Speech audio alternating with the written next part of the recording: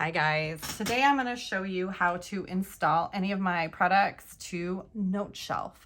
It's very similar to the installation process for GoodNotes, but I'm just going to take you through it in case you're new to all of this. When you buy some of my products that are larger than Etsy can handle, I give you a link PDF.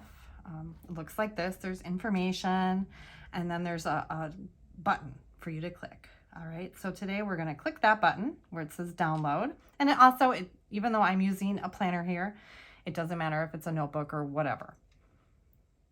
The process is the same. So you're going to click yes. You want to open to Dropbox. It doesn't matter if you have Dropbox or don't. It doesn't matter. That's just where I store everything. All right, so what you're going to do is you're going to click the export button. And you're going to get this little menu. And you're going to look for Noteshelf. So here's Noteshelf. So we're going to tap on Noteshelf and it's going to open Noteshelf. Done. Sent to Noteshelf. So let's head on over to Noteshelf.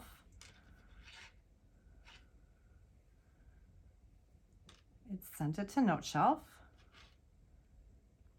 We are going to, it says, because I was already in Noteshelf, it says the 2023 Joyful PDF, insert into current document or create a new document. We want to create a new document.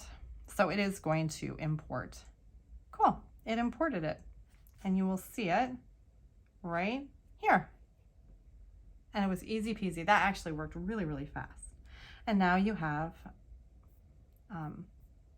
the file in Noteshelf. So thanks for watching. Have a great day. Bye.